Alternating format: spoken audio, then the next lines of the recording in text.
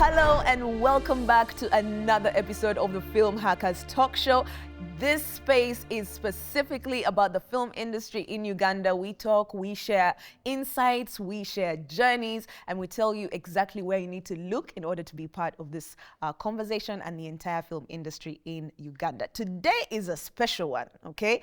Ugandans are the country of partying, but we take it a notch higher when it comes to weddings, because the goal there is more than just the party. The goal is to look good. The goal is to impress. The visuals take that conversation to another level. And in the studio with us today, we are going to talk the visuals. And in a very full circle moment, I get to sit today with one of the people I've had the pleasure of working with at a wedding, away from weddings, and not just for, personal projects, but also, other things that might involve you. Maybe you've seen them on YouTube, maybe you've watched it on a show somewhere, and I'm very excited that I get to share these conversations with him because you're going to take a lot of notes. In the studio with us today, welcome with me an amazing cinematographer. Let me get to the correct words so that I don't embarrass him. An amazing cinematographer, filmmaker, and managing director of Film Report. Welcome, Micheal Mbagaya. Thank you so much, Marita. How are you? I'm good. I'm glad to be here. I'm very glad to be here because we get to talk on now professional as opposed to Kale Marit Saita and okay, go there, now Yes. position. And I remember we worked together on Evoke for a while. Evoke, yes. Kwanzaa UG, wedding in there. So those are good visuals. It's been a run. Eh? We have been in this industry for a while, man. a very long time. And I'm excited that we get to have those conversations here with you. Now, let's take it back, way back. Yeah.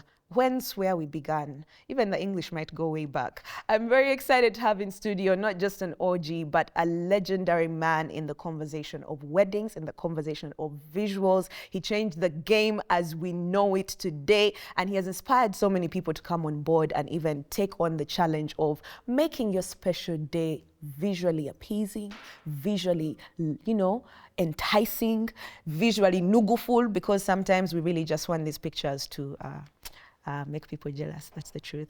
In the studio, I'm also excited to meet and get into the conversation with an award-winning photographer. He's also the founder of Isirafu Network, and he has worked with so many people, 600 plus celebrities, from 100 million views to more, and a journey that we're going to hear from. I am very excited to welcome Mr. Oscar Ntege. Thank you, Marita. How are you? Good to be here. I'm very well, thank you. I'm happy to meet you. I'm good.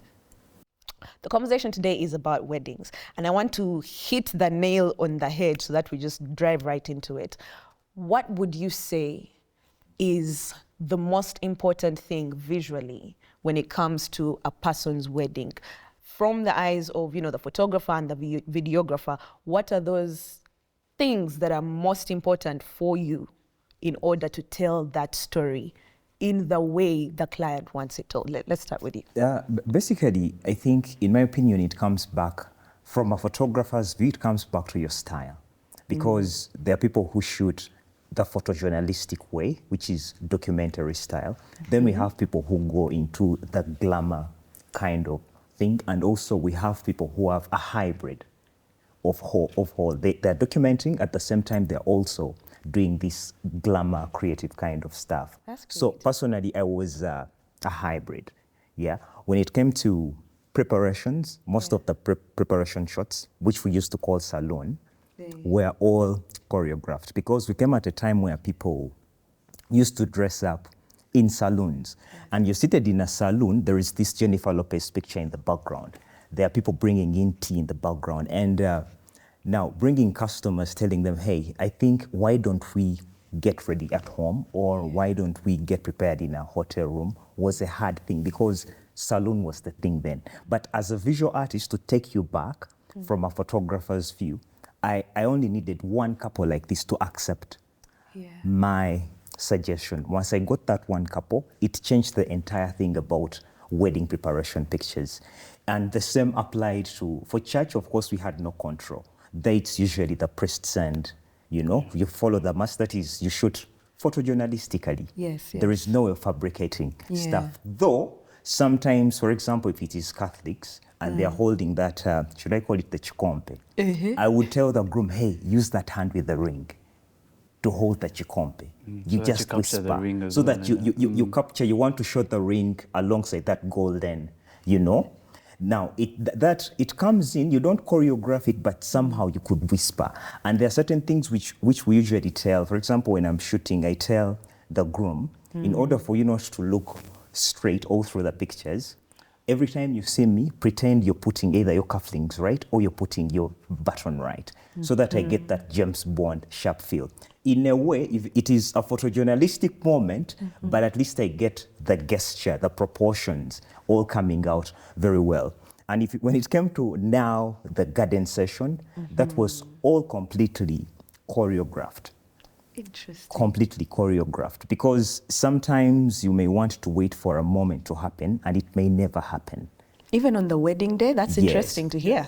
It's possible. It's Yes. very possible. You cannot get a magic shot unless Yeah. you find a way of creating it. Now, the beauty about pausing and choreographing these things is that, of course, the first shot you're going to take is going to be overly perfect. But the beauty comes back in the second or third shot when they finally loosen up. It is that imperfection in the pose that makes it feel real. So I usually don't even take the first picture that I pose. I take almost the fifth shot. Now, that is how I look at it from a visual point of view. Yeah. You know, it's a hybrid of, you know, because when we came in the wedding industry, it was all unsmiling. Omugole omusajja ku kkono, omugole omukyala ku ddyo, omusajja tova ku mukono guno. Rigid structure. Yes, it was Interesting. all this. But when I came, I was like, how about we try something fun? In fact, in the beginning days, I branded myself as a fun wedding photographer. That was my tagline. Because here I had brides jumping. I had all this kind of choreography, a bride fixing on tires. You were Njagala vibe before Njagala vibe. And of course, from the creative space of the people who were there, they were like, but who is going to accept these kind of pictures? It's for the young people. Before they knew it, they saw ministers, they saw MPs come to me, they saw all these high-profile people, major generals, and you would be asked, how did you make this brigadier jump? How did you make these people lay down on the floor? Because I have shots where I have groomsmen just laying down on the floor on their backs and all that stuff. And they're like, what do you tell them? And I think that was how the image started changing, if I'm to go back to the question. That's very interesting. What I'm hearing from you is you guys are scripters. Like You rearrange, storytellers. you rearrange what, you see now, me, I'm honored to be here with Oscar Ntege because he's done the big and all these things that we are doing now. Yeah. We are just topping up onto the journey that was started a long time ago that we find easier because it's now rare. It's actually really rare for you to find a client that so dresses up in a salon. It's now hotels, very amazing, like good-looking homes. It's because of that was displayed in the beginning. That wasn't That there breaking before. the rigidity, yeah. Someone had to be the trailblazer and start the journey of that. And that's where we are now into creativity. So for you to even think, let me break this mold the way it is, your intention was fun. It was basically fun because I remember how it started. It was around 2011. So this couple comes in studio. I was in Pick 2. I'm joking. Yeah, 2011. We used to have a studio at Kampala Road. Yeah. So this couple comes in, a very young daughter, and actually it's the mom who came in to book on her behalf because she had seen, I think, some of my pictures on Facebook because Facebook was starting back then. Yeah. So the mom comes in and they talk to me. And these people, lucky enough, were having their vows actually in the morning around 10 a.m. So I talked to the bride because it was a young couple. I tell her, how open-minded are you to crazy ideas? Yeah. And she was like, I think, no, do whatever. Those were days I was like, Mike, I had dreadlocks Hey. Yes, sir. Yeah. So she's like, no, you can do whatever you want. So when I went to the photo session, Yeah. we first did the important shots because before you eat the dessert, you first eat the food, the main. So what I did, I first did the normal traditional shots, Yes. just in case I'm asked where Where are the these real wedding traditional- pictures? So once I finished that session, I told guys, let's do some fun shots then. And then we started doing fun shots, the bride jumping. We have, instead of this time the groomsmen carrying the bride, we had the bridesmaids carrying the groom. We have the bride just trying to kick the guy. The guy is pretending to fall out. We have these silhouettes, these such images that were out of the norm. Yeah. And once I posted those pictures on Facebook, the page was about 800 likes back then. But within a month, we got to over 8,000 likes. And you could go to Mutasa Cafero, you find people having these pictures on their phone. I remember meeting someone telling me, saying that, "Ebifana downloading." From the internet. Like, it's too good to be Yes, that nobody in Uganda can do that stuff. Yeah. Nobody in. Yeah. And God help me, I got my second wedding. Still, it was a young couple. Yeah. We employed still the same fun techniques. And I remember I was with Jeff Semakula. He's the founder of Makula Pictures. And I told him one evening, let's go do some location scouting. So we decided to drive around and we went to Muyenga, the stone quarry. And I was like, I think I'm going to bring a wedding here. If I get a couple that accepts to come here, I'm going to bring them here. And because back then it was about going to gardens, Yes. Sheraton. Yes. You have to be next to a flower for it to Flowers, be a all wedding. that stuff. And since we didn't have a studio back then, we had to find creative ways of adding in a plus into what we were doing back then. So we did our first wedding in the stone quarry. These people were... That's wild. And once those pictures came out, like, they just added fuel to the fire. So photographers within the market then were like, kagai kano katuleseko omuntu. It was a big challenge. I mean, Yes. getting people out of their comfort zone. I know. Yeah, and Because- to think it came from a place of fun. You know, it sparks the conversation on what you can do with a story that's already being told as a visual storyteller. Yeah. Yes. Like, I want to hear your inspiration, because your inspiration to change things was fun. Yes. And I know you've done some, changing the mold that has already been broken. You've added things as well. I want to hear about what has inspired you to add on to what Oscar has done, because you guys tell amazing stories of stories that are already there. Because I've been to some of the weddings that you've posted about, and the wedding was nice. We ate nice food. Then you see that video like Banang, I was at. You get me. Yeah. I want to hear where that comes from, that inspiration to shake things up. I think for us, we are mostly emotion driven. We like to tell stories that create lasting change in one timeless work, so that in 10 years from now, you look at your wedding and you're still the same person. So it's mostly, like he said, you get people out of their normal ways of photography and get the real actors. You get themselves out of them, because the different types of couples, there are those ones you pose, there are those ones that are PDA, like it's easy for them to just create moments for you. Like you just tell them to well up. Yes, he mentioned you tell them face each other, you take the first photo, but you end up using the fifth, fourth, the sixth, and seventh. Not even the first photo.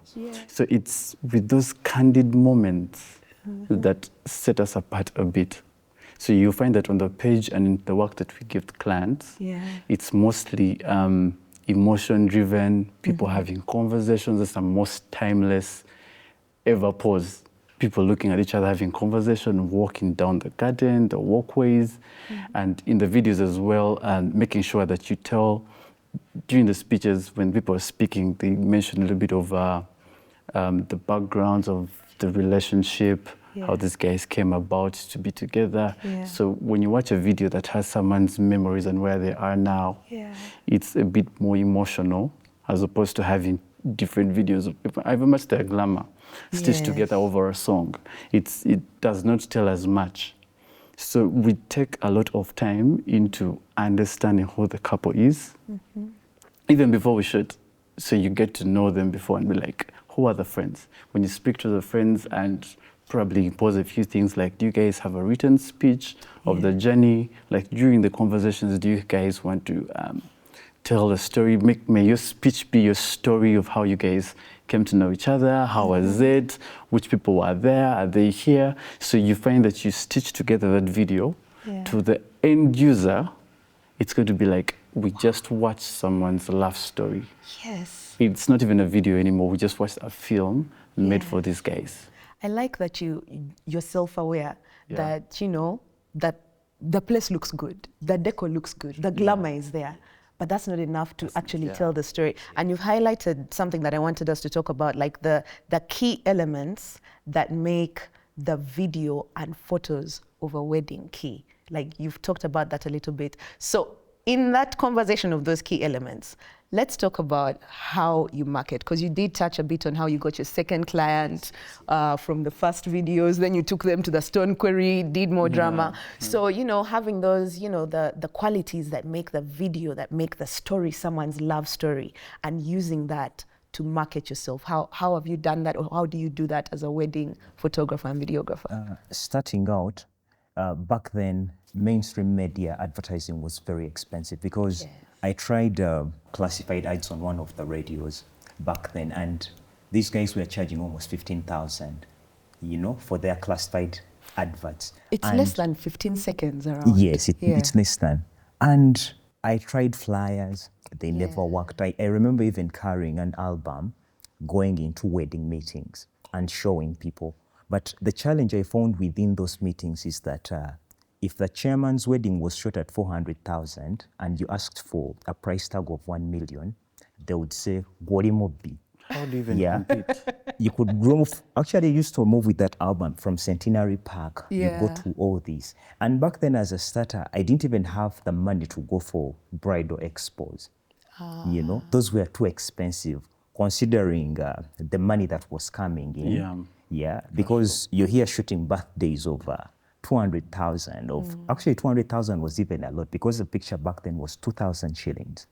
You know, now breaking even, getting 700,000 per month was hard, you know. It is now easy to make 1 million, you know, than it was back then. Because back then, a picture was 2,000, and if somebody took pictures of 100,000, that was a premium client. Wow. Yeah, even changing all that mindset. But like if I go back to Centenary Park now, all those things didn't work. They didn't work because in my first year of opening my own studio, we only shot one for Angela. The whole year? The whole year, and the second wedding we shot, the pictures were never picked, and they have never even been picked up to today. Taking up space in yourself. So, interesting. I think I'm very grateful to Mark Zuckerberg. Truth be told, when Facebook came in, my God, it was a life. I started posting pictures slowly by slowly, but what changed it was the day when I got an inbox message from one of the biggest events producers in Uganda, Steve Jean. He tells me, "Hi, Oscar, you have very good work. Please come and we meet." And once I met Steve, I didn't even know how to use a debit card.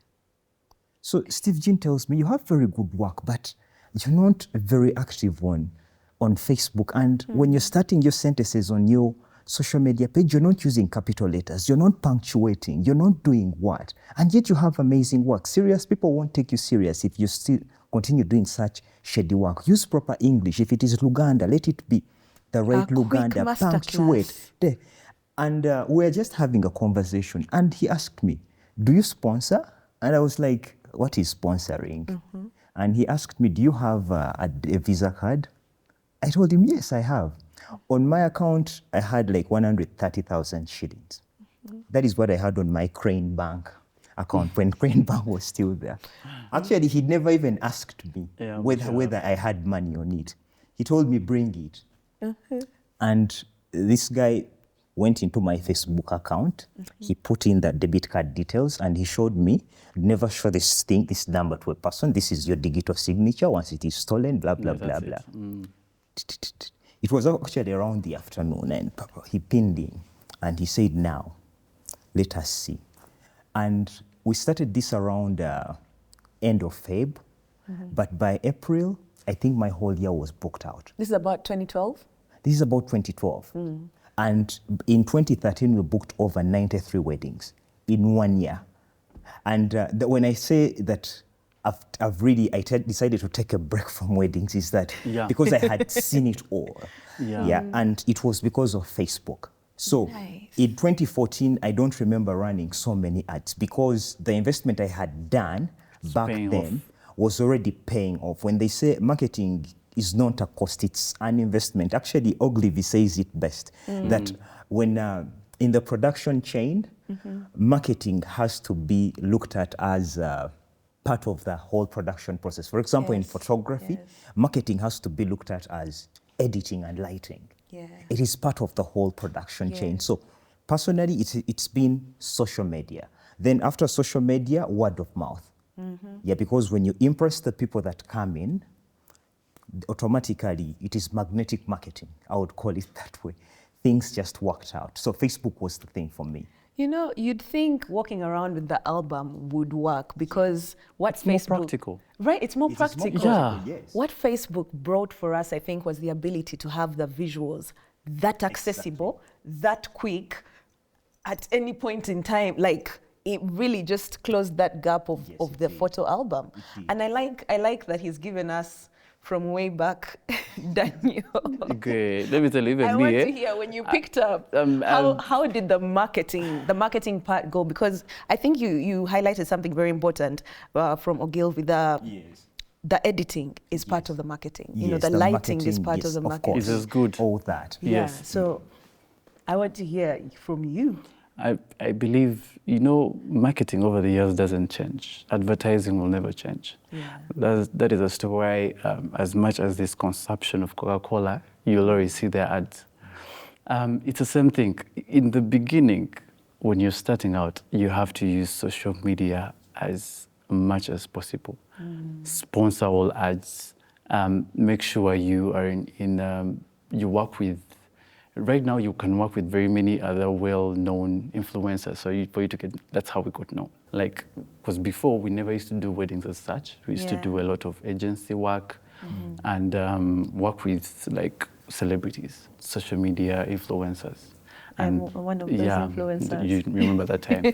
So it's those people that share your work with the work that you've shot with them and then tag you. So that tag is where someone will tap, follow, and then share your work as well. So when you have as many clients, like you said, you get to a point where you're extremely overbooked because in the beginning, they will find you at a very comfortable price because you're in need of this work. So you get extremely overbooked. Now, when you do a very good job, is where you get known by very many people, and that's when you get into the most efficient advertising, word of mouth, recommendation. No one will ever beat recommendation. I feel like for weddings, the reason that works is because we are a third world country. Because because the families. You know, now you'll find it's families and friends. That's a pool that you will always get work from. If I shot your wedding, if I shot your wedding, you will then have to recommend to another person.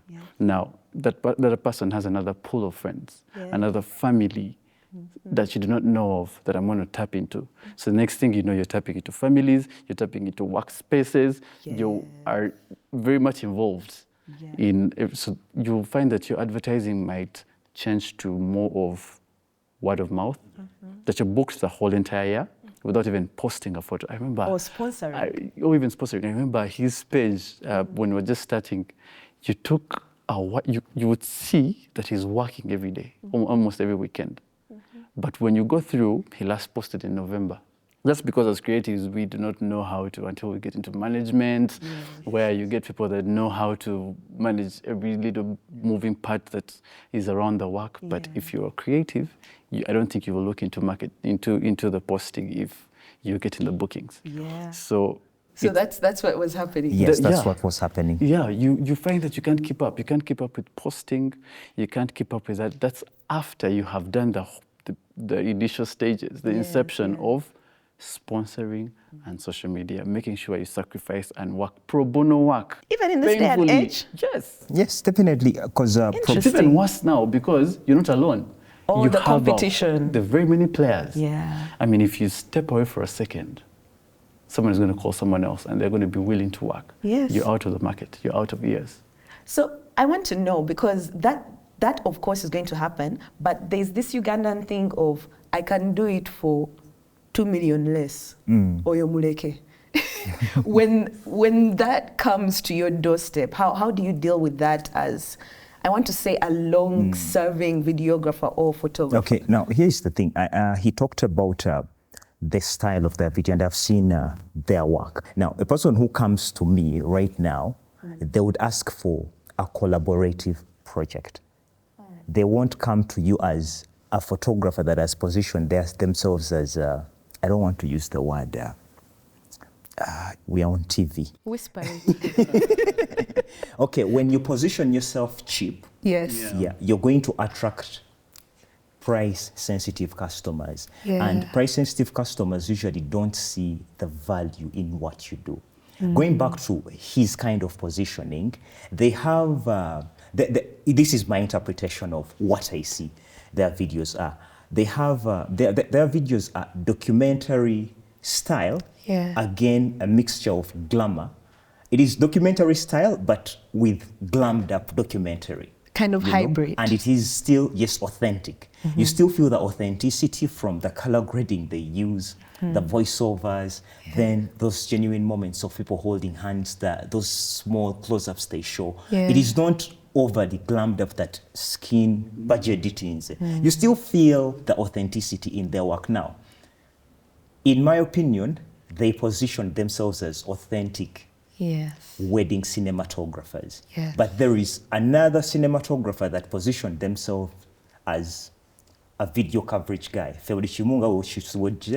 Tugenda chikuwa speech yo eya sawa nyayo natujja gikuteeramu. It is different positioning that determines who you attract. Now, a person coming to him who has positioned themselves as a cinematic wedding cinematographer will come for the framework he has, because everybody can do coverage. Now, a person with coverage, the client will come in a perspective of abantu bange bajja laba video bakujire, but the person who comes to him, they come even with that bit of respect and fear. Okay, see now, kankuwa yesa tubambi onyambe. It's completely a different, it comes back to positioning. How do you position yourself? It's what I usually tell my brother Tim out there. Please, if you're posting on social media, don't use vague English. If it is English, let it be English. If it is Luganda, let it be real Luganda, awawangala wangazawo, where there is that. If it is a nga, you look for that letter in the Greek alphabet, paste it there. Because serious people take you serious when you're going to repel a certain kind of pro bono. Because personally, even the collaborations I've done, I'm the one who reaches out. Nice. Yes, I reach out, I say, hey, I think you're this and this. Now, it all comes back, but for a beginner, how do you do that? There is a friend of mine who was starting a wedding business. I told him, look for a decorator and you do a styled wedding. So he went, he looked for a decorator, a gown person, and then a hair stylist, a makeup artist, and they went and did a styled wedding because he needed something to put there to position himself. Not going there as, you know, because if you're a beginner, again, nobody is going to really, even if you're asking for a collaboration, they don't want to associate because they are not sure. But if you have a big portfolio, you give these people that come in future a chance of being the second. Yes. So I think it all comes back to positioning in myself. Your positioning will either attract or repel a certain kind of customer. You know, sometimes I think that those conversations are supposed to manipulate I guess, the service provider to reduce the money. Does that ever work? How has those conversations played out for you? And actually now, we are at a point where if someone came to me, it depends on exactly what we get at the end of it, because you would want, if you came to book us with that idea, and then we ask, where is your venue? Who is going to be doing this and this, and then it all matches out to something that we have always wanted to work with. For example, your venue is by the water, it's an outdoor wedding, guys are few. Like when you look through your program, it's something that we've never done before. Yes, it's like a challenge. As opposed to coming and saying, we'll get you more weddings, exposure, yet what you do is what we do every weekend. Now that's different, because I would want to know how exactly are we going to benefit from it. But if you're a very good looking couple, young, happy, in love, and then your wedding is all this, that is what we've been looking for, then why not? Actually, that's when we even have conversations of, it's not you telling us that this is how much you want us to reduce, it's us making sure that we get this content. So we have to work either way.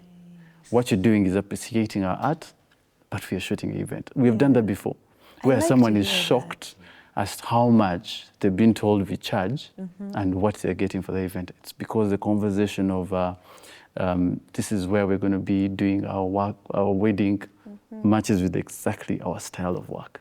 Something we've been looking for a while. I like that, because if you take into consideration positioning, and then a person really just not maybe having the funds, and you have positioned yourself as the perfect person, say for the garden wedding or the beach wedding, and that conversation plays out like that, no one is cheated. No one. No one is cheated. It's a win-win. Right? I think if you're a photographer, or maybe not even a photographer, if you're planning a wedding, that's a very good tip to take into consideration. To first of all, know your tribe.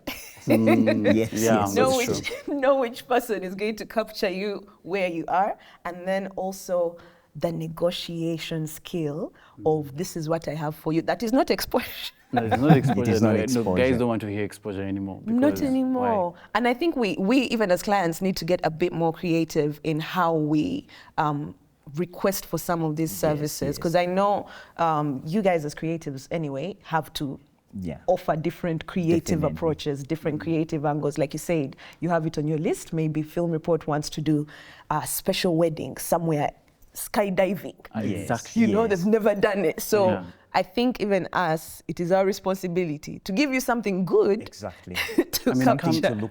Come with an argument. Just make sure it's enticing enough for you to say, but the budget is a bit low. So by the time you say the budget is a bit low, I'm already like hyped.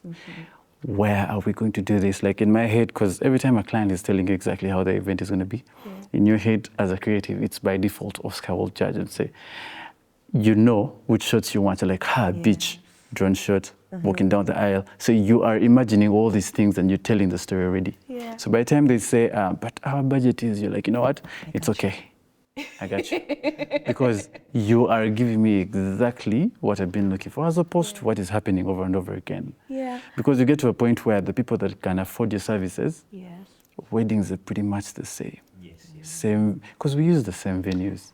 Same decorator, same caterer. We've had a month where we had Chigo. How many times can you capture the same food? Yes, we had a month where we had Chigo 3 times a year, like a month, 3 times a month, like we're there this weekend.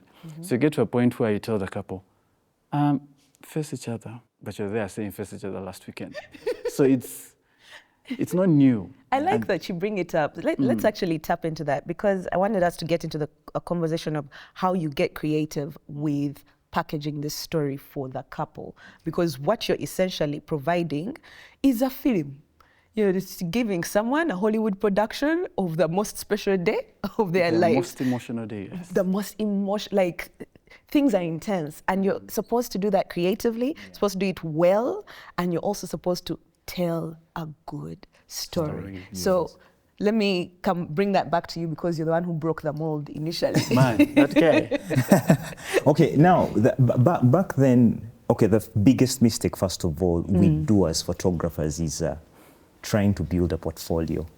Why is that a mistake? Build a portfolio using clients' work. That is the biggest mistake we do. Like, you cannot create a portfolio that you love, using clients' work. I get what you mean. If you're a graphics designer, somehow a client would come and say, For me, I want my logo spilled all over. Here, I want it big here. Same applies to wedding photography and wedding video. A client would say, I want this.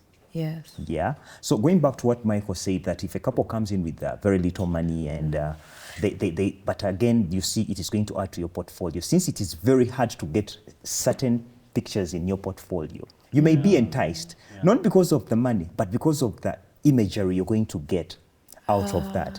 I now, get it. going back to your question that you asked about now storytelling, Yes. your positioning, your portfolio is going to determine what kind of stories you're going to tell. You know, what kind of stories you're going to tell. Now, right now I shoot a lot of portraits of 30 to 45-year-old ladies. I usually do simple video scripts for them, for these reels. Now, through the conversation here, the rapport you build with them, you ask, okay, how have you been? How are the children? She may come up with something like, my children are very lovely. I have a 2-year-old. I have this. You as a creative, deep within you are picking things, you know, that you're going to add. So if I'm to script for a lady like that, of course I would do it around the struggles of motherhood, about womanhood, about... Same applies to couples. Nice. They come to you, of course you would see a couple who is in love. Yes. Nobody ever dem bufombo. He's raised And For then 15 finally. years. You can tell the chemistry tells it all. Yeah. For example, I've shot soldiers' weddings, and these people, they are putting on uniforms, but again, how do you bring out the softness out of this guy who is carrying a sword, and they're putting on that full attire, that full army attire in them? How do you And their bring whole it out? entire existence has to look solid and strong. Yes. So usually what I do in such instances, yes, I would pause the couple because you cannot again, there would be an attire pose mismatch if I'm to make this such a couple jump.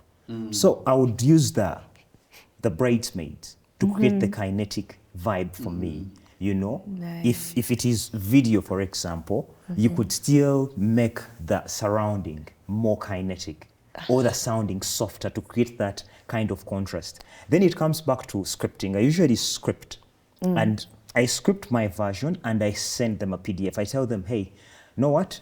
This is my version of what I've had. Yeah, take it from this angle, but add in now your language pattern, and you give them, because 97% of couples you're going to meet, they don't even know what to say, because if you don't script for them, when it comes to video, the wedding speeches usually have nebaza senga wango, we've gone back, nebaza gundi, and somebody does an entire 1-hour speech, but they have not talked about how my wife makes me feel. They never talk about that stuff. Now that I usually script that before, and I tell them to add in their language pattern within so that it doesn't sound like it's me. Now, when we get to the actual day of shooting, I pre-record those voices. Actually, I pre-record them when we are doing the pre-wedding shoot. There's a pre-wedding shoot? Yes. With the couple? Yes, with a couple. Because it has to be there. It is the icebreaker. Without a pre-wedding, you can't know. Oyinza okuba you're saying, this guy atayagala kusmiling, and gabambi tayagala kusmiling because alina eddibu. So you get to see those things during the pre-wedding so that you know their insecurities, you know? Does this person wear glasses on a normal day? So on the wedding, if they wear glasses that get tint, you know, during day, you advise, hey, on the wedding day, get the same frames, but get glasses that don't tint during, you only get to see this during the pre-wedding. The pre-wedding is very important because that is where you even get to see the chemistry. Are these people in love? You know, are they this kind of couple that are doing it for the parents? You know, you get to see all that. Also for them to get to know you as a photographer. Exactly. Not to be a stranger on that actual wedding day.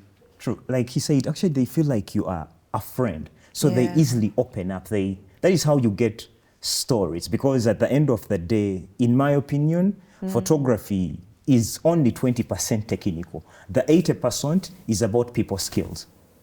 Is about people skills. Yes. It is not about these gears. It's not about camera. It's people skills. Actually, I don't, when you come into even my library, I don't even have photography books. I read books on human psychology. Stop. Like, it is much more of people skills. You're a motivational speaker. The camera is just a tool. You're at a performance. That is a great perspective. Stories, that is why he's able to get those stories, because people fall in love with his personality. Not with his gear. I've been to weddings where I'm using the cheapest camera and the second photographer is using the latest gear. Yes. And the clients are like, I don't know why we paid the other one. But here, how you talk to people is going to determine how best you get a story. That is next level creative. You know, like, so me, off the top of my head, as say a client, if I'm, trying to create creative aspects of my wedding, I'm going to think from a place of, I've seen this on Pinterest, I watched it in a movie. I'm going to take inspiration from what I have grown up with. Now you're telling me that you can even give me a new perspective. Yes. And literally choreograph my wedding. Like he said, it's about your unique story. Yeah. It's about it being authentic. You don't want your wedding looking like any other person's wedding. Like he said, we're using the same venues. Yeah. We're using the same service providers. Yeah. Why should your story be similar to what you saw on Pinterest? Yeah. There has to be a feel of authenticity. Somebody has to feel you come out of that, like your personality somehow, radiate when they see that video. You may be, maybe in your vocabulary, use a lot of the word actually. If I don't hear that in your wedding speech or script, it wouldn't sound like you. Yeah. You know? So that is why I personally script and I tell them now, I want you to add in this. And even through conversations, I can say, but you use this word obviously so much. Can we fix it somewhere so that it feels like you? Because at the end of the day, you cannot get it perfect, unless you choreograph it. Besides, even reality TV is not reality TV. Not reality at you all. Get. It's still scripted. You see, we used to have a lot of photos, videos that are taken that do not even actually look like the couple's personality. Interesting. Just imagine, Maritza, you bubbly, you're vibrant, and then someone is telling you, sit down spread the dress. And spread the dress. And like I would want to see you have conversation with your person in the video, because that's what everyone is going to relate to. For example, someone says, she's very vibrant, she likes to laugh. And then there's a clip in the gardens where you're actually laughing, you are speaking. Nice. It makes sense. Nice. It cuts away to what everyone knows you for.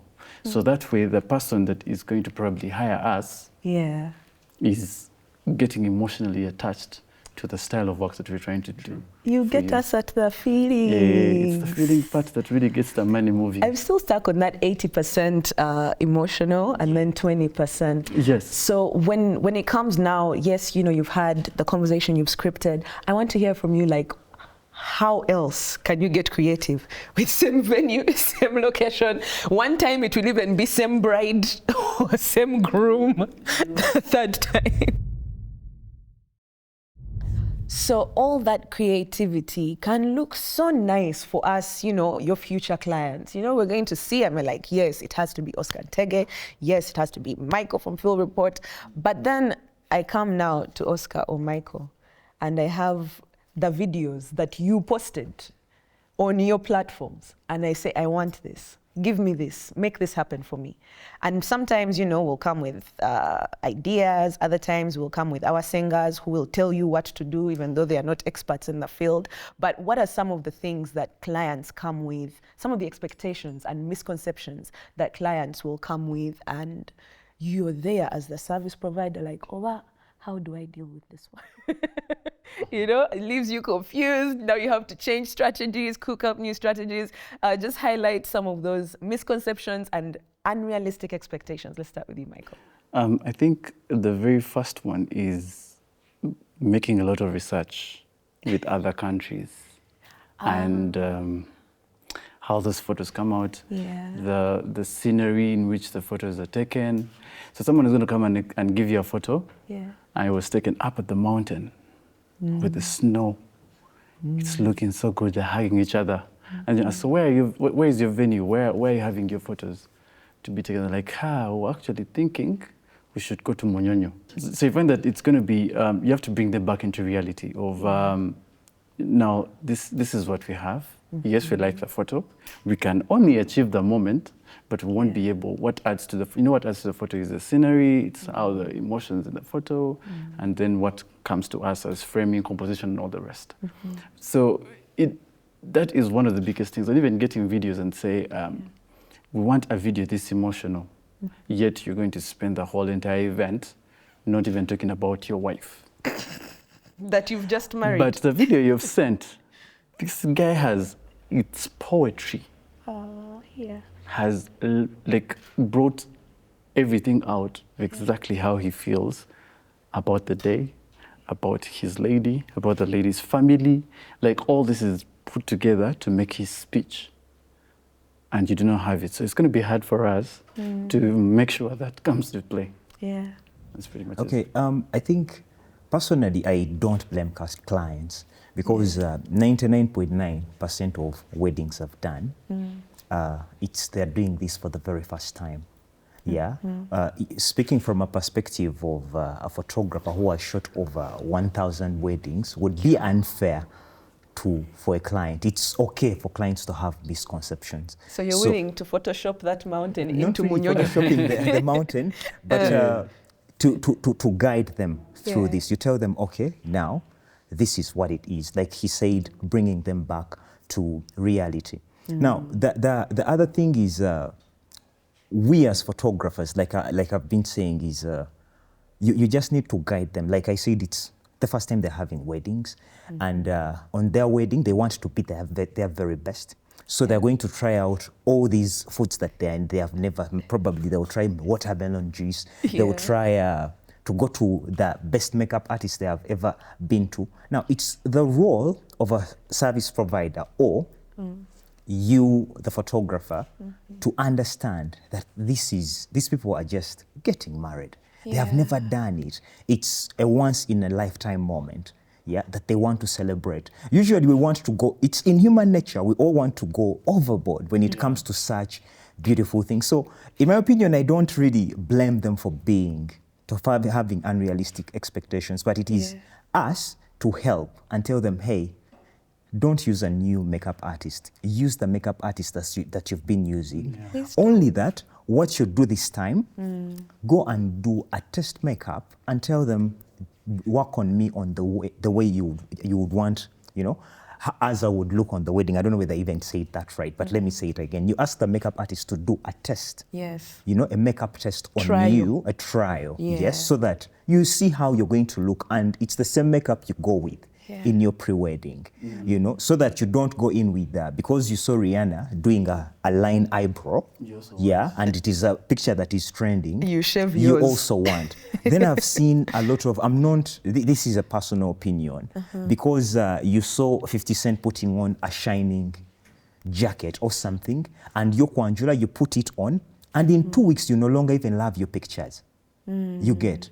Because the trend is off. Usually, it is us to guide these people, And the other misconception I think most people that have, but I think this comes back to, to personality. To personality. Because I remember one time we went at a particular wedding. It was back in 2014. And we went to this reception. And we woke up in the morning, went for Kasuze Katia, that actually 4 a.m. thing that they do. From there, we did the preparations. But when we got to the reception, we hadn't eaten anything. And we were denied food, at the reception. The person who was actually serving food said, you photographers were paid. You were paid, so you're not part of the food. So when we stepped out, as people were eating and left our equipment next to the DJ, you know what happened? we stepped out and all the camera gear was stolen, all the laptops were stolen, and footage from all the morning session God. and all the hard disks God. were stolen at the venue. So once they were stolen, we looked into CCTV footage, actually into the CCTV cameras. They tell us those ones are there to just chase away thieves. They don't work. The pain. You know, we tried looking around and we couldn't. But imagine, because my crew members were starving.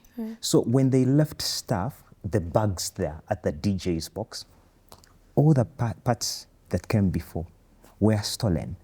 And you explained to the bride that, hey, when we stepped out for lunch, we did this and this, and things were, rather for dinner, things were stolen. And she was asking, who exactly denied you food?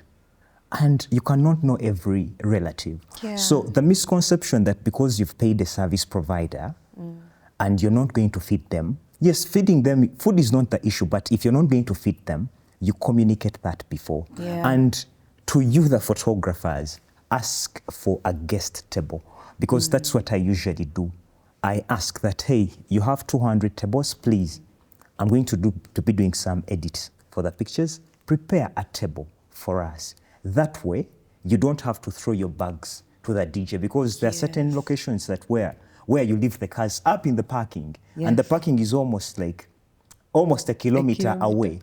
So how are you going to move back and forth? So a photographer, you ask for a guest table. If you're a client, it's best you prepare a table for your photographers, for your videographers. Because, and besides, it's just food. Feed these people, because this man woke up to cover each and every moment. Within that time, where did this person find a break to eat a snack? Yeah. You get? That's the only thing painful. probably that photographer had was a breakfast. But within it, if you've been at a wedding, it's a marathon. Yeah. From preparations, you run straight to church. From church, you're setting up lights, you're doing this, you shoot mass for almost an hour, then you do pictures outside. Then from outside, as the couple is eating food in the car while heading to the garden session, you, the photographers, are rushing there so that the couple finds you there. You're in location before the couple. No. So a person who is doing such tedious work, you expecting them, to feed themselves, like I said, feeding is not the problem, but communicating that before so that they prepare in time. Yeah. You know, because food is expensive. Of course, if I'm look at it from 15,000. for example, 15. For example, if you went to putting it low. Serena, if a plate of food is 130,000 or 150,000, that is a lot of money. We understand, and if you have a crew of 8 members, that is already a lot. Yeah. But the couple needs to communicate that before, beforehand, that, hey, we may not be able to feed your crew, so that the crew carries something. Or they work it out somehow. Yes. I know that's a lot of pre-production work. Yeah, it's pre-production. I want to hear what post-production with clients is like. Do they come back, they come back, ask for revisions? Do they say, Kale, in this video, you put the singer we don't like, Soko? Of course, those are expected, and it is what's that like? why we are paid. That's why you're paid to satisfy a client. But it still goes back to position. Of course, that's why even in TV ads, there is usually a director's cut and a cut of a customer, because there is what we see. Of course, a client may want, no, reduce for me my hands and do this, all that. Of course, that is all expected, and maybe she may come up with something weird, something that you wouldn't even put in your portfolio. But because of the money, you usually do what clients want. But when you're marketing, you market what you want the world to know about you, because at the end of the day, you also have to protect your brand. So if a client asks for something really superficial and it does not match my brand personality, yes, I do it and deliver it to them, but I never put it in my portfolio. You get? So that don't one stain the brand. Then it also comes back to what people see. Now, I can, somebody, sorry, I don't want to use the word, somebody would be a fool to come to Film Report and they ask, We want this video to look like a Cardi B video, all polished, all done. This person does authentic documentary style. Yeah. You get filmmaking. And you saw that on the page. Why ask for that? You should find a photographer that matches, or a videographer that matches your style, your taste, and your everything. Look at their portfolios. You can tell that this one meshes with me. This, not quite. Biri nacho nyonyo nze njagala slaying. Onampa omuzigo. Okitegeera. So you find something that, you know, works. Yeah, I like that. You talked a little bit about delivering in that post-production conversation, and I know that that's something that for us who pay the media team, but nange, we can bench for our content. Hi. Let's talk a little bit about that. And I want to know, do sometimes wedding photographers and videographers take on more than they can handle? Because from what you guys have talked about already, it's a lot of work before the wedding. So imagine how much more work there is at the wedding and then after the wedding. So I want to hear, let's start with you, Micheal. I'm going to answer that with the story of the experience that we went through with Film Report. This was after we got a major breakthrough during COVID. Nice. We shot 2 interesting events that really broke the internet. We were doing work before, but with other media companies that used to hire us, and we execute for them. Then we had this major breakthrough as a company. But when COVID ended, because that's where the weddings were limited, few guys were getting married, there was this whole flood of events.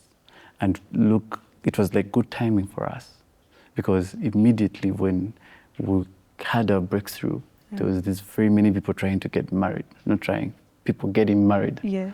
And then we got extremely overbooked. Now, as a media person, no, I'll say as a creative, you must understand, are you in this business to make money, or you're in this business to create content that probably is meaningful into people's lives? Now, if you're in it for business and money, well and good, you can chant out as many weddings as you can, because the end goal is money. But if you're a creative that wants to make that video that's going to be looked at and evoke all the emotions, that photo that's going to tell a story, it's frozen, it's one photo, but it's telling all these different stories from whoever is viewing. You have to understand that takes a little bit of time. Actually, it takes time to create. So we were in a period where our model as a company is create stories that change people's lives. Like when you look at the photo, it looks amazing, well composed, all that. And then we get overbooked. Now, we took more than we could chew. It got to a point where some are friends, because our way of working is we have a lot of conversations. So by the time it's a wedding day, we are friends. Like we have been talking for like 6 months, understanding exactly how to make your wedding special, getting all the nitty-gritties out of the way. So we get overbooked and we have like about 3 events over a weekend. You had an event on Friday, you have 3 on Saturday and 2 on Sunday. So that's going through a month. So you find that your timeline a month has 12 events. Yeah? Remember, your model is creative, having telling a story. Yes, evoking emotion. Like I said, if your model is to chant out work, of course you collect all the editors in Kampala and chant out work and give the client. And I'm done. It doesn't matter what their thought process is. That's a business mind. Okay. But if your mind is one of a creative that is, that let me find a hope doing this, you'll get stuck. So it came to a point, a video has been produced, you do not like it. But when you take it back for more production, it's going to take a lot of time. But you have these other 4 weddings in the line. So you have to remove it and hire people, so it becomes more expensive in a way. It kind of messed up the brand a bit until we understood up until now, you know what? I think our model is to just take a few weddings. So yes, very many creatives take more than they can chew. Why? Because of the money, and you can't blame any creative. Because at the end of the day, the bills must be paid. People are paying for offices. You have people you're working with. Equipment is so expensive in this industry that just a lens is like 4 weddings. It's crazy. So you can't blame them. So you just have to pick you have to pick your poison. You have to say that I'm either creative or I'm a businessman in this industry. Because if you want the best way to kill your brand, and most especially if you want to kill your brand fast, do it in the wedding business, because word moves. People are going to be in the organizing committees, and then they mention the name, and someone is like, my sister's wedding, we haven't gotten the photos. Then when you're so unlucky, you're at the point where 4 people have bad review about you. In the same wedding meeting. That's sister, this is friend, this is mother, this is uncle, and it will be good for you to be booked. So it's to that point of we book so much just to make the money, but I think you have to understand exactly what you are doing in this business. Are you in it for creative? Do you want to have lasting memories, or is it a business? I like that. I like that. Actually, he's absolutely right. As creatives, you're usually torn apart in between survival and being passionate about this, and that was me back then. And that time we booked actually 2013, 93 weddings. We reached 2015 while still doing weddings back in 2013, because first of all, we at office we only had 3 editors. I think Hamza Charisma was my editor, was one of my editors. And he could not do, I think, 5 weddings a week in editing only. This is the only editor you can trust that you know at least he can do 80% of what I can do personally. And that in business, there is a level where you're supposed to advance from being an operator to now an entrepreneur, overseeing quality and all that. But still, sometimes you could find yourself as a mission bearer, entrepreneur, then you go back to operator mode. So it is really, really frustrating. But it comes back to one thing. Perfection is the biggest enemy. Perfection is the biggest enemy. Yeah, because... But for us, when we receive the content, I mean, if it's good, we're like, this is perfect. But to a creative, it's not done, because like Da Vinci said, artworks are not finished, they're just abandoned. You just abandon it at a particular level, no gambo na nkubidde nnyo amasimu. So let me, make a delivery. That's given me new perspective. If it was about being passionate, I think we would have very amazing work in Uganda here, but we are torn in between survival and thing. And one thing that helped me break that pattern, I remember reading this book of Hamis Chigundu, the business, the Hamis Chigundu of Ham Towers. And Hamis Chigundu, in his book, he talked about emotions. Emotions being a killer, that being too emotionally attached to something may actually bring you into losses, because instead of using your head that let me work on this stuff and deliver, but because you loved this couple so much, you loved the way she laughed, you loved the way they were loving each other, and you say, I need to give them a day when my whole mind is open and free and do perfect work. But truth be told, you can never find that day. So Hamis Chigundu says, just go on, do it, no emotions, finish, deliver, and that was an epiphany moment for me. And I realized, okay, so it was much more about too much love for these people and wanting to give them my very best, my very soul. And when you add that with the Da Vinci quote of artworks being abandoned. They are not finished in actual sense, because the Mona Lisa was never finished. It makes He was sense. still working on it. The Last Supper was never finished. He was still perfecting it. That one seemed more perfect. So you just abandon it and say, okay, let me deliver. But it all comes back, I think, to that tennis match that plays in you, that ping pong match that plays in your head, in between wanting to survive and again be a creative. So that is where you need to create systems. Would you say that the ratio of clients to, I guess, media teams for weddings is unbalanced? Are there more weddings than there are creatives? Because me now, from my perspective, even just being online, there is so many film crews for weddings. Yeah. Like film, photography, I see like either sponsor ad or someone tagging them. Like the saturation seems like it's there. But then you hear that one film report has 7 weddings on Saturday. So there's no balance? What's the ratio? Like, do we need more media people? I think it's not about media people. It's, you know, in marketing, they say out of sight means out of mind. He who is being seen is that person that is going to get more weddings, more bookings. Because in essence, psychologically, what's focal is cause what is present, is what really people are attracted to. Yeah. So he who pushes the hardest on social media is what people perceive to be the best out there. So that's why you'll find Film Report has 8 weddings, or Makula Pictures has 7 weddings, because he's ever present. You know, it doesn't mean that media people are fewer clients, but because it's what clients are exposed to. Yeah. It's what they're seeing. It's all what's they in see. their face. It's a marketing thing, I think.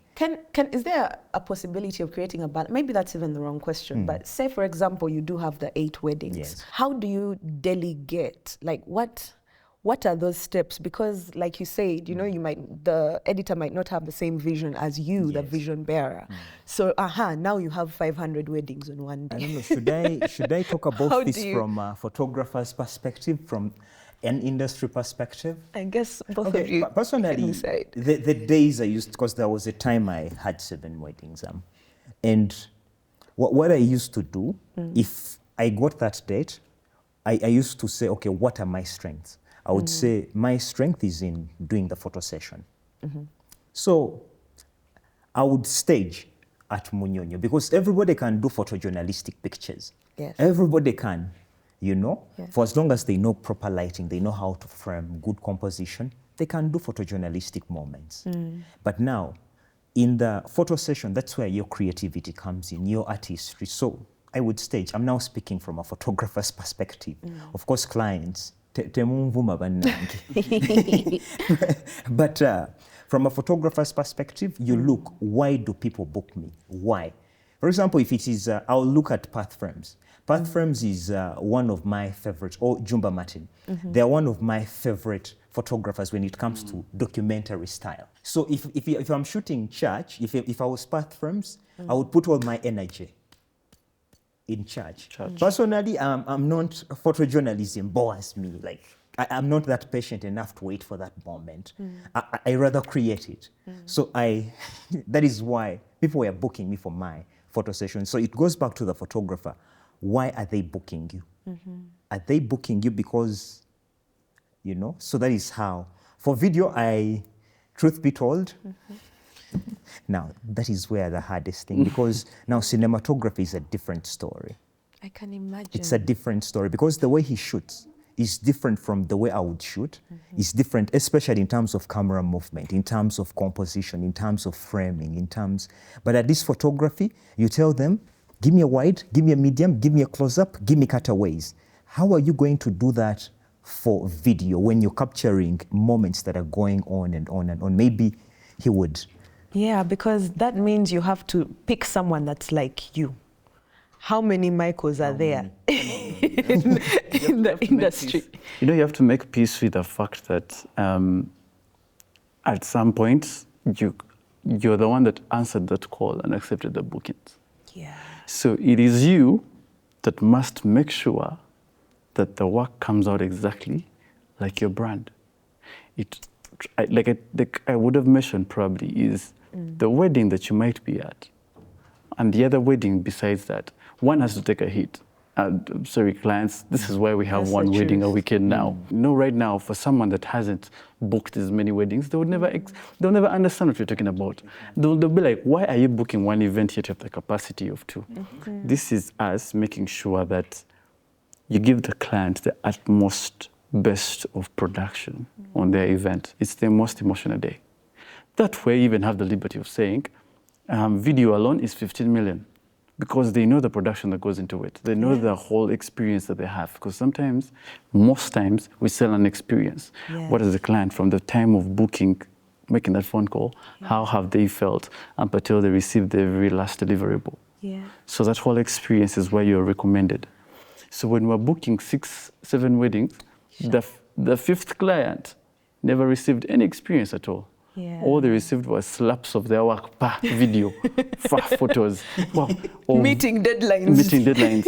And of which you even never met them. So up until you've received those very many calls, your phone is on D&D all the time because you want to now be king of who to pick up, who not to. Every unknown number looks like a threat. So you live through a life of, you must survive your own bookings. True. It really has to be survival. Yeah, it is. I went through it now. That's the thing.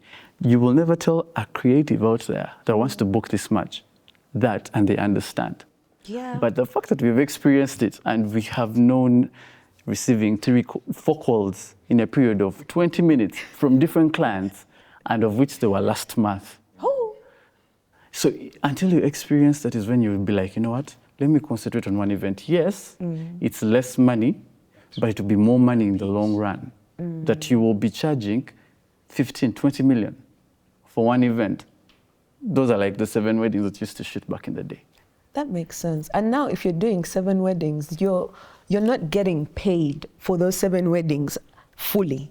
So now you're working with small percentages that you have to spread across. Let me break it down for you. It becomes more expensive because once you can't deliver and your team is not enough, you then have to hire other people that try a little bit to be as if they can do, to mimic your style. They come off expensive. So you charged, let's say for those, to make a good amount of money, you charge, let's say 6.57 million. So this guy is asking for 1 million to edit. Because he knows you're under pressure and you need him. Demand. So it becomes more expensive. How about you reduce the events that you're booking? Then create a style around them, get trusted by clients, then have 1 event a weekend that you shoot high in price, or even 2 a month. Just 2. There's people that book 12 events and it's the same amount of money they get off as 50 events. Like they have 1 event every month. I think I'll disagree with him just a little bit from a business perspective. Now, if it's business, from a business perspective. Now, this space alone, if you're supposed to pay rent for this space, I think what we need to do as photographers is to find systems. I mean, how is McDonald's able to produce burgers? A burger in Kenya tastes the same as the burger in Dubai. It tastes the same as a burger in California. Because I think these people created a system around. So I think if you have something, maybe a system you run, a creative agency, I would be honored to learn something. I'm trying to make research about how we can build systems as photographers that can allow us book, book more weddings without killing quality, without compromising your style, and in a seamless way, with still giving client satisfaction. I think with the rise of AI and automation, those are things that are going to be patched up. Imagine a client comes in and you tell them, okay, I'll be sending you an email of our packages and all that. As soon as the customer is stepping into the car, they get an email there and then. You're building micro trust systems. I think we just need to find systems that can automate some of the repeat business. Imagine you had a system, an editing system, like whereby when pictures are, once they're selected, they're dropped into a network, then they go into probably PixieSet. From PixieSet, you use a trigger automation something, and they push them into some editing software. Because the way you edit, for example, a wedding reception is not different. The only thing that would need manual would be maybe probably garden sessions. But for journalistic moments, you want to just do, now those are repetitive tasks. How about you automate that stuff? I think that is a system we need as creatives. Because again, you have to survive. When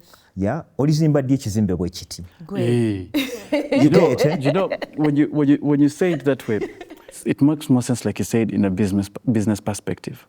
If you're a businessman, you will do whatever it takes to make sure that you keep the same, like you said, the same burgers and stuff in all different countries, looking the same, tasting the same.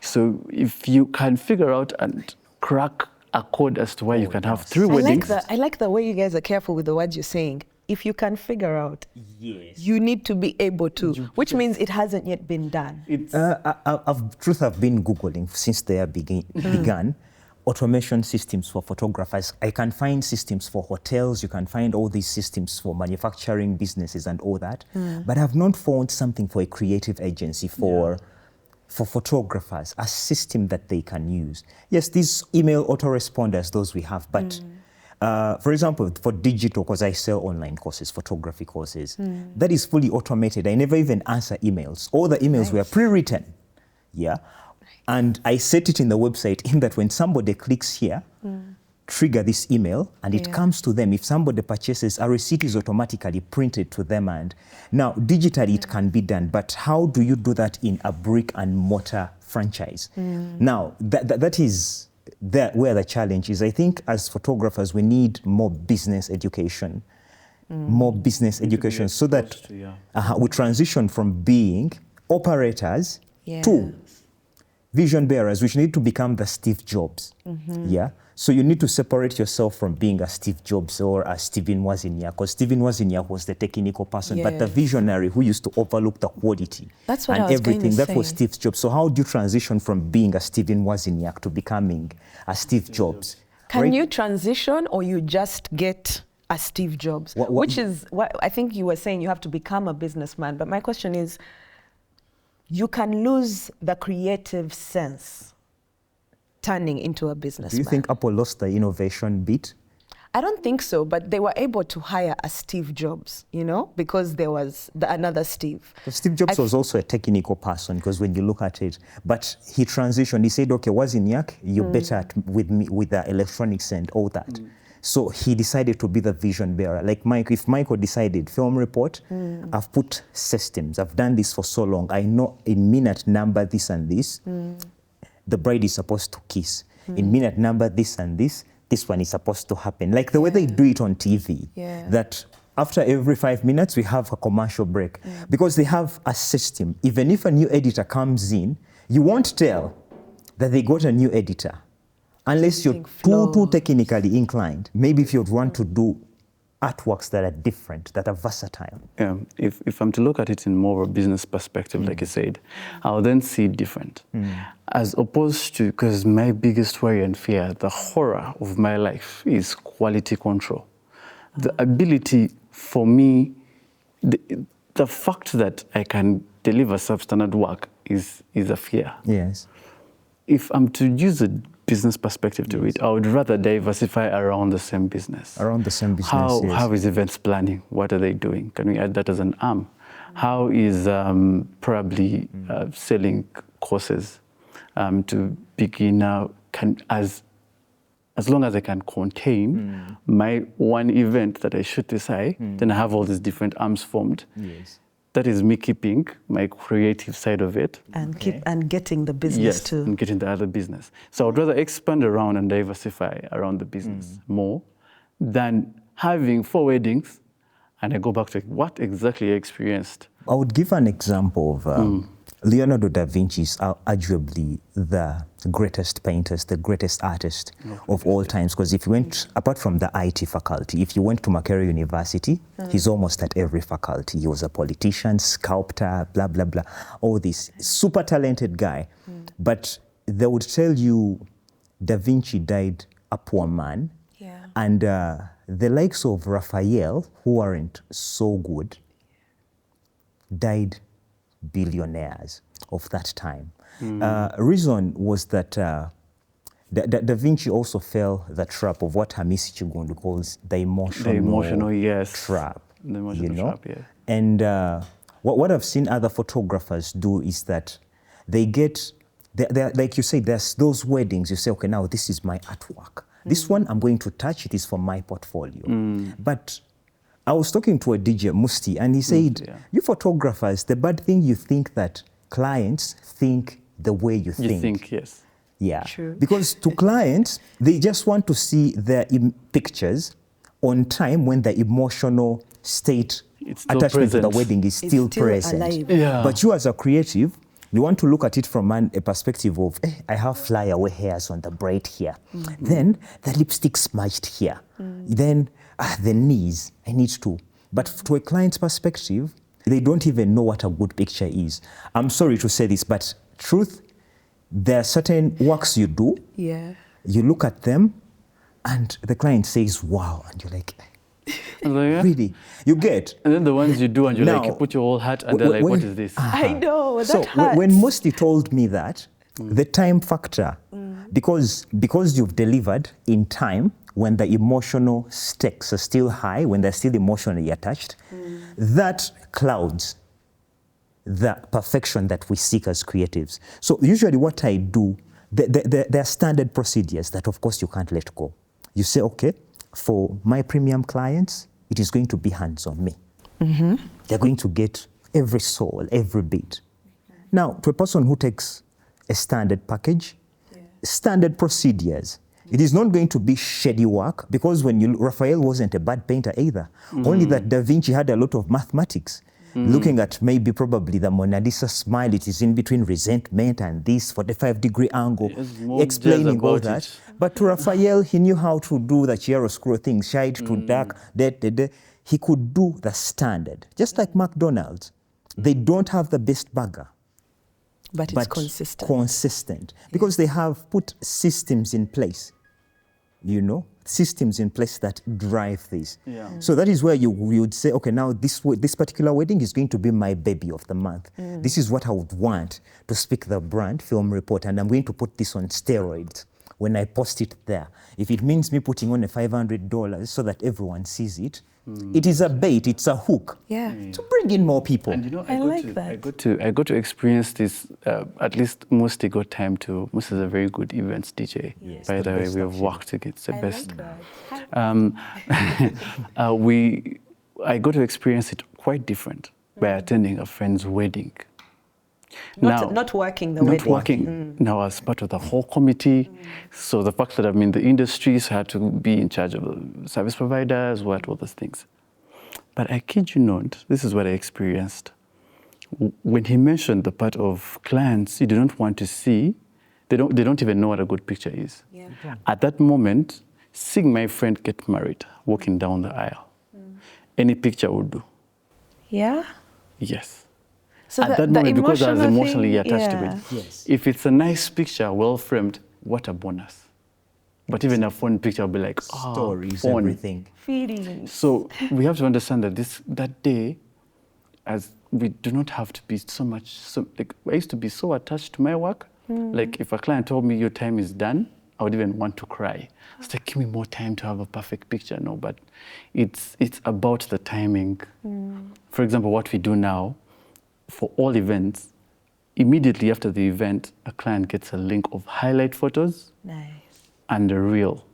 For our Instagram, they need to see. Yes, like if it's those people that want to post. Yeah. Because we also don't want to see our clients out there on everyone's status having they're looking away, a very funny picture. So you want to have a professionally taken photo. Out as soon as Out, possible. yes, as soon Yeah. as possible. I like that. Has that. been our best seller, because that creates more time for you to edit the rest the way you want it to perfection, because they really have something moving. And you've timed the feeling, It's after the bracket. event. I mean, they're receiving the link at the moment of the after party. Immediately post, congratulations.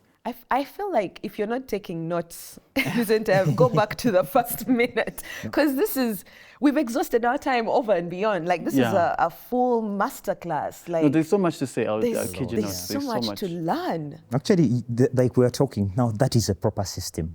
The same day edit now breaks that emotional Yeah, no, thing. that's on Yeah. steroids. Yes. So it keeps them hyped, and then it gives you time now to go in your creative space. Because now, at least they have seen how they looked like. Like he talked about, it is just a picture. I remember this one incident when that hard drive actually got stolen. Yeah. And I remember this couple telling me, ekifaananyi kyaffe ne Katikkiro kigenda kuvaawa. You would see that this person really, it wasn't even about the quality of the picture. but the why, where will I ever get this man? You know? And I could understand. So what actually, even though I solved that thing, I told, please, can we get phone pictures? Yeah, and we'll And at least we create retouch them something. and then, yeah. And we create something out of this. We didn't even get to the part of fixing mishaps, but I feel like we would invite you again if you're willing to come back. Can we do this again? Absolutely. Absolutely. I'm so glad to hear that. And I'm glad you have also heard it, so you can now hold them accountable. And this conversation continues in the chat as well, so it is definitely to be continued. Weddings and film, for us, some of us, that's the only time we ever get to really feature in a film, starring yourself, you know? And I think it's a journey that you need to take seriously if you are a client, and also a journey that you need to learn seriously from what I've been hearing today if you are in the business. Thank you so much, Micheal Mbagaya. Thank you so much, Oscar Ntege. You're welcome. Thank you for watching. Let's carry on the conversation. My name is Maritza. See you in the next episode.